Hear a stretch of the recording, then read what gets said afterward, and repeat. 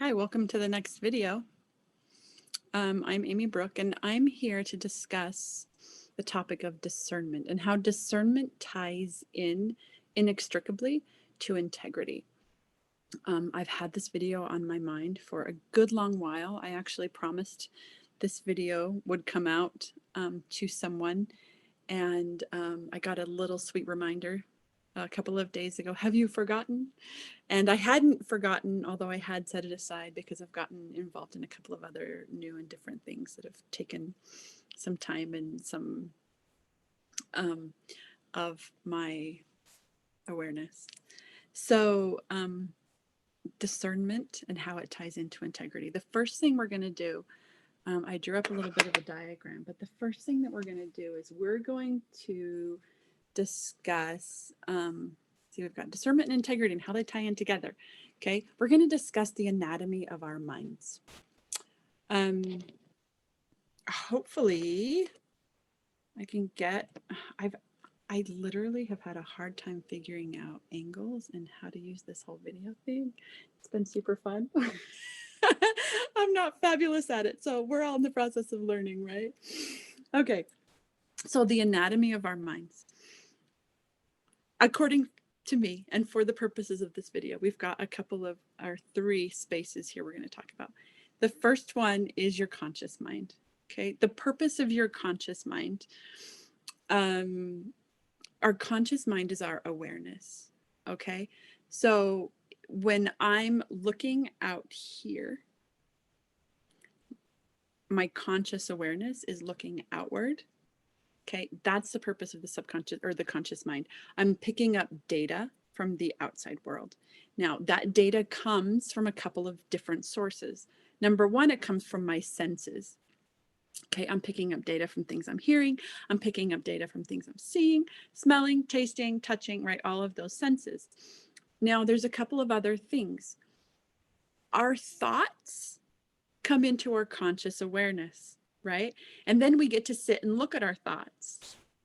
Okay, so senses and our thoughts are two sources, and there's another source that I believe exists, and you can believe what you want to believe, right? But the other source is more of a supernatural source. So connections or communications from the spirit world, to oversimplify, angels and demons, right? The data that comes to us from those. Now, we're not always consciously aware of the source of that information, but we can be consciously aware of that information as it comes into our conscious awareness. So we've got those three sources of information coming into our consciousness. And now what happens is this conscious mind picks up on that data, right? And it also judges that data. The conscious mind is a judge. The conscious mind wants to know if it's right or wrong. It wants to know if it's black or white. It wants to know if it's good or bad. Okay. Now, the criteria that this conscious mind uses in order to determine whether it's right or wrong or good or bad is whether it is aligning with, if that bit of data aligns with the belief that's held here in the subconscious mind, or if it's seen it before. Okay, I'm going to give you two examples of either one of those things. So let's say that I'm in the grocery store. I walk into the grocery store and I see an old friend and I say, "How have you been doing? Like, how is your day going?" And they say to me, "It's been amazing. I went outside and I went for a walk this morning first thing, and the grass was red and the sky was purple. And then I went over to my neighbor's house." And I'm looking at them saying, that doesn't match my belief system, because I've never before seen grass that's red or skies that are purple. And so I'm automatically going to kick that out, right? That's discernment. Okay, that's discernment. Kicking that out is us discerning the untruth, but it's not based on universal truth. It's not based on really what's right or what's wrong. It's based on our past experiences and our beliefs. Okay. So the conscious mind is a judge. The conscious mind is just bringing in bits of data. Now, everybody knows that of all the bits of data, we can't be consciously aware of all of them. So, what is it that actually determines our experience of the world? Right? If there are billions and billions of bits of data that are going on outside of me that are coming into my consciousness, and my consciousness is choosing not to pay attention to them because they don't match my beliefs and I haven't seen them before, my reality is determined by my subconscious mind, right? This is the reticular activating system.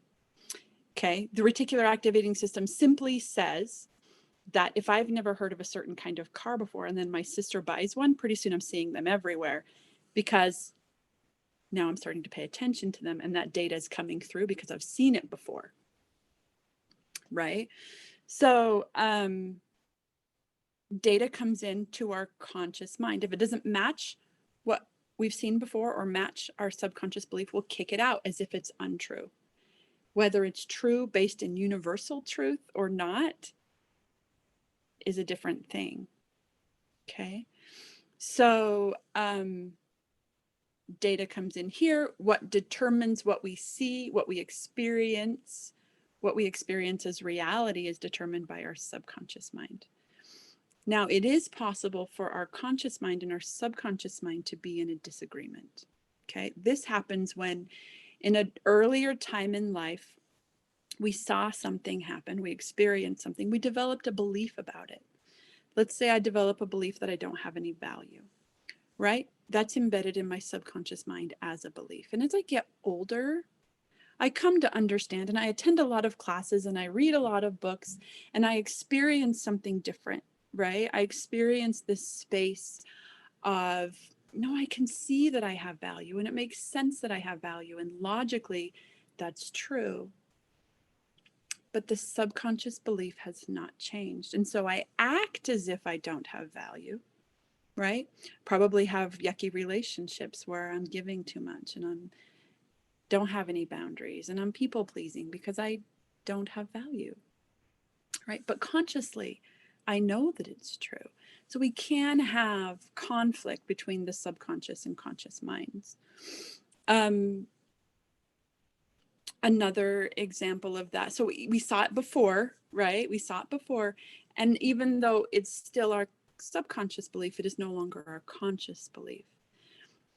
So the next piece that's super valuable to understand is that the conscious mind, right? Our conscious awareness can be out into the world and we can be aware of what's happening out here, right? But it also, and as a hypnotherapist, this is what I get to do, is I teach people how to take their conscious awareness no longer focused outside, but I have them focus it inward. And the only way we can really actively understand and get data from the subconscious mind is focusing inward. So this is how those beliefs get changed. So if I have a belief from childhood that I'm not acceptable or I don't have value, and I want to consciously believe, I consciously believe that's true, and I want to change the subconscious belief, it's through hypnosis or trance or inward focus that we're able to make those changes. Okay. And it's literally just by focusing on it. If I were to read a book and my conscious awareness wasn't really in the book, I wouldn't learn anything.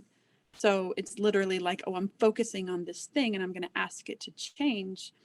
And with a little bit of repetition or some serious effort, that gets to change because my awareness is there. And the effort really is just the awareness. So that is that piece. Okay. So let's say that I believe that I don't have value.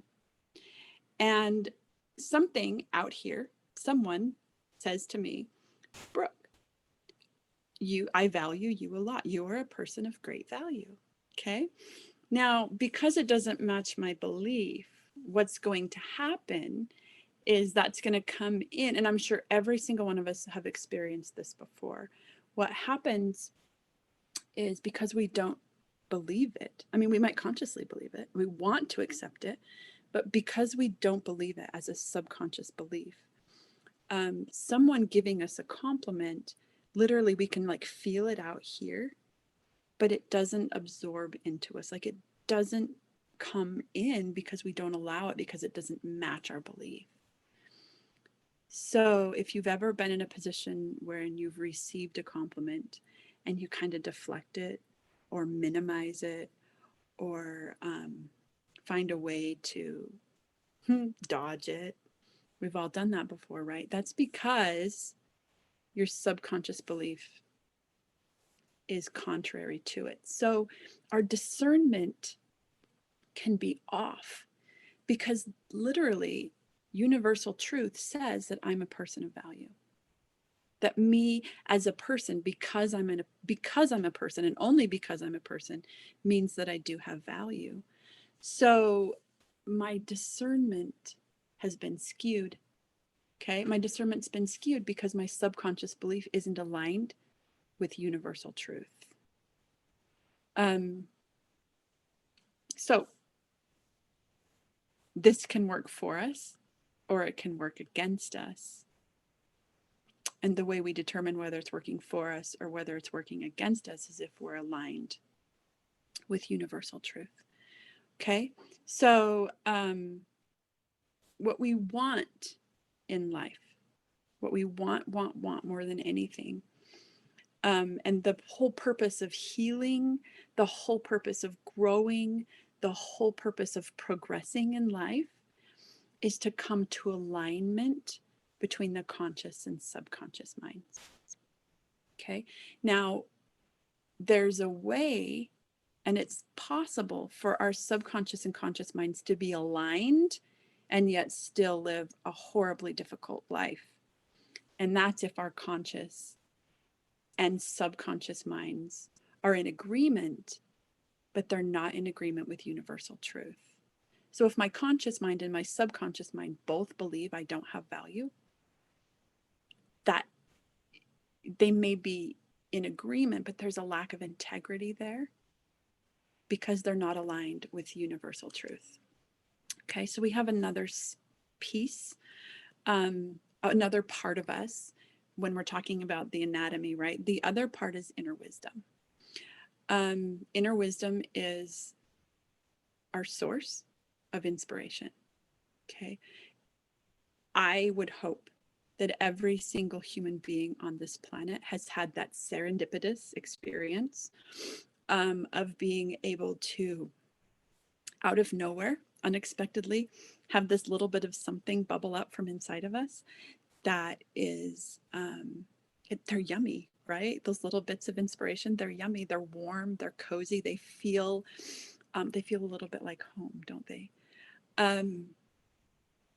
They may come as an answer to a question that we have. They may come as a solution to a problem. And they may come as a kind of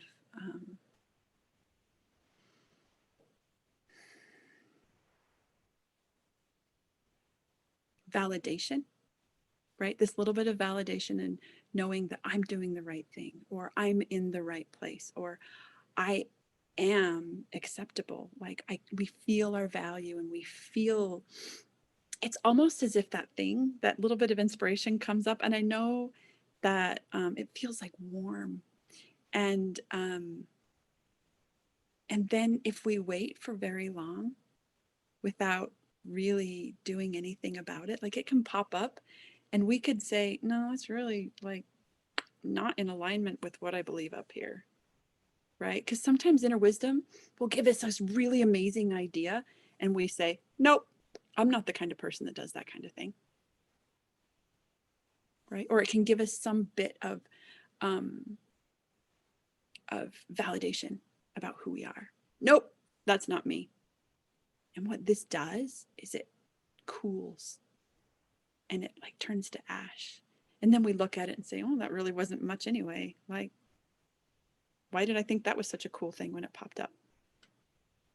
Right? Because we lose it, right? So inner wisdom is constantly going to be trying to give us things. inspiration, ways we can expand, ways we can grow, ways we become more authentically and genuinely ourselves. And as that happens,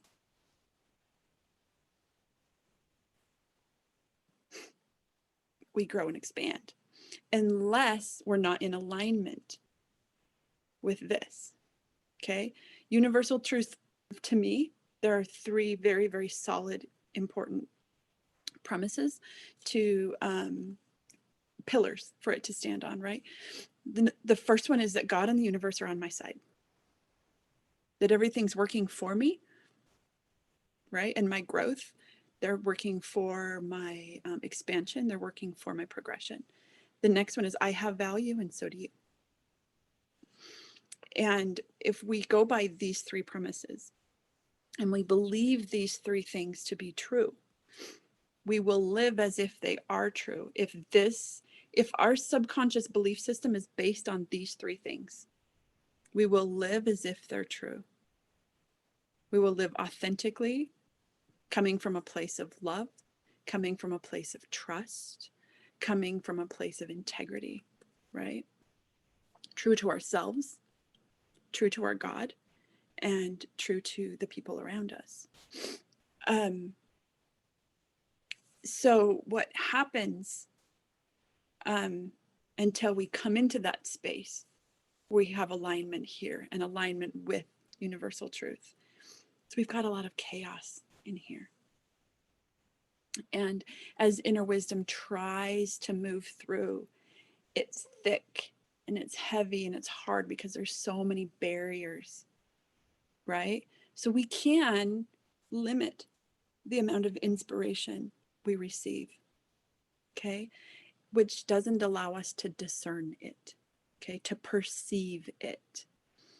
Inner wisdom is coming into us all the time. We don't perceive it because it doesn't match our belief systems, because we haven't seen it before. It's something new. Or if it does hit our radar and it does come clearly and we do listen to it, we can disregard it. Because, like I said, I'm not the kind of person who does stuff like that, right? I'm not a person of value. I don't agree with that. So we can shove it aside. We can push it away. Coming from here or coming from here, right? If someone's telling us that we have value, or inner wisdom is telling us that we have value, whatever's happening here is going to determine whether it bounces back out or whether we accept it. Okay. So because so much is dependent on what's happening here, consciously and subconsciously, that's the work I get to do. Okay. The work I get to do as a hypnotherapist is I get to help people make subconscious changes, right? So source and inspiration, the more clear we become here, the more with integrity, right? The more clear we become here, the more aligned we are with universal truth, and the more aligned we are, the more aligned we are with universal truth, right down here, the more aligned we are within our conscious and subconscious minds, the more this source gets to flow through us. There's growth, there is expansion, there's wisdom that we get from all of that. Okay. So what matters to us, like, let's look at this practically. Let's look at the practicality of all of this. So what matters in essence is that our discernment is highly dependent on our agency. And for us to choose our belief systems is a gift that we've been offered. And what happens is we get to live with the consequences, either positive or negative, of living those belief systems, because we may think that I need to be a more patient person, or I need to be a more kind person, or I need to be a more understanding person, or whatever it is that we think that we need to be, that we aren't. We don't see our behavior acting in that way, right? I don't see my behavior as being a patient person. And we think, oh, I need to learn patience. So we kind of figure out, how am I going to learn patience? And then we start practicing patience, or we go to like whatever, and we try to fix it on the outside, kind of thing. But what really the truth is, when we see ourselves as we truly are, as divinity in embryo, we recognize that it's our nature to be patient. And somewhere inside of us, we had an experience that made us determine that it meant we were an impatient person, right? So if I act in an impatient way, I can, if I'm in a space of emotional immaturity, believe, because the body's solid, it wants things to be solid, right? I can believe that I'm an impatient person. But what I was a God in embryo whose nature is to be a patient soul, that acted in impatience. And then I developed the idea that that was something solid when it was really just a transient experience. And if I can determine that by nature I am patient and see myself as patient, then my behavior follows that. I begin to naturally act as a patient person, and it's not something I have to try for. It's not something I have to work at. And I'll be really honest with you, I'm a mama of 7 kids, and I'm a super patient person. And people always ask me, people always tell me, how do you have patience for 7 kids? Because I see myself as patient. And when I act in impatience, then I express to them that I was acting out of impatience, not that it means that I'm an impatient person or it means that they're a bad person. So, coming to a space of integrity is powerful.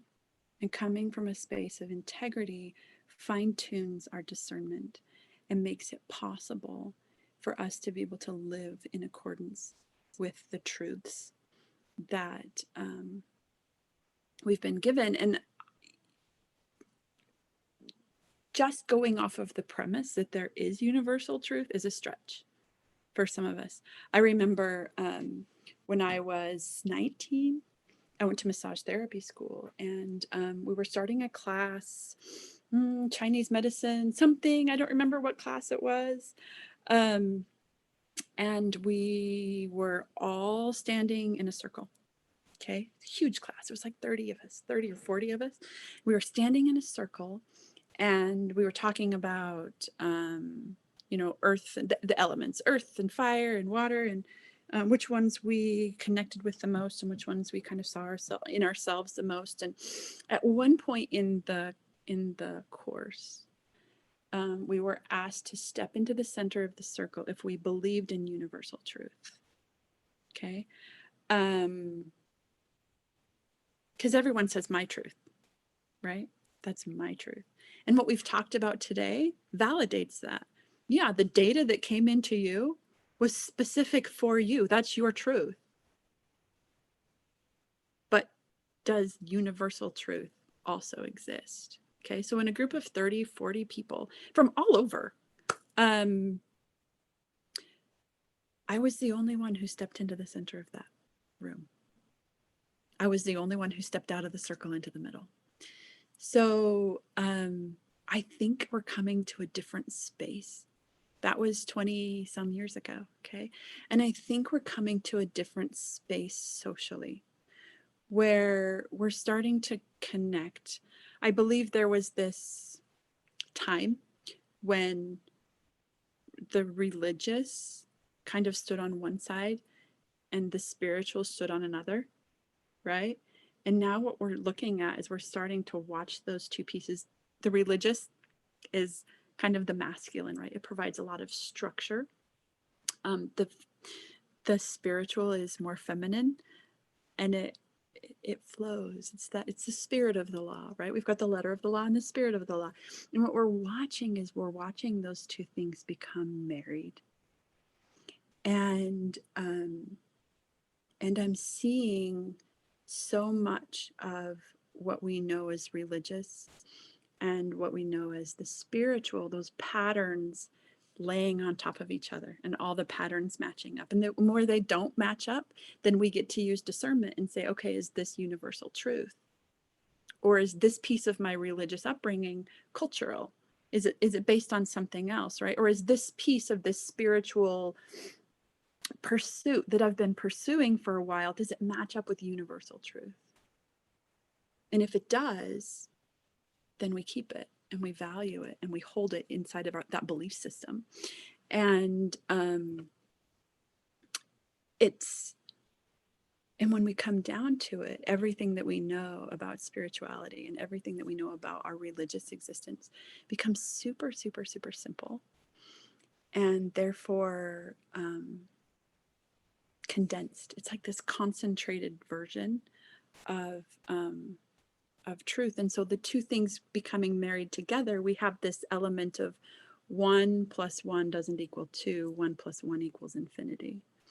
And I think that's what's happening in the world as this masculine feminine within us is being healed, and the masculine feminine within our belief systems are coming together.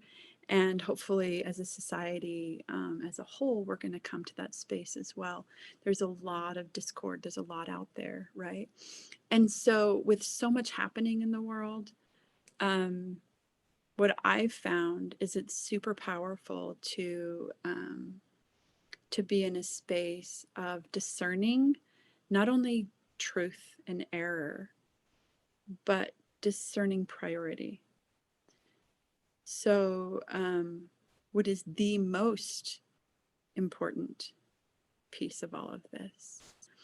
And then we don't get stuck in the details of everything that's going on out there. We can have an awareness of it, and we're not getting stuck in the details and tied into it. And we're able to continue our growth and stay on our path of attaining wisdom and attaining experiences that are meant to bring us to wholeness. So yeah, there's the piece about discerning truth and non-truth, but also the piece about discerning priority. It's been super fun to kind of talk about all of this discernment and integrity, and talking about the way the conscious mind and the subconscious mind work, and then the connection that we get when we have clarity in our subconscious and subconscious minds to inner wisdom. It's very powerful. I appreciate the time that we've been able to spend together today, and hope you have a great rest of the day. And it's Thanksgiving tomorrow, so I hope everybody has a fabulous time with the people that they love, or in whatever circumstances they're in. May you be blessed. Thank you.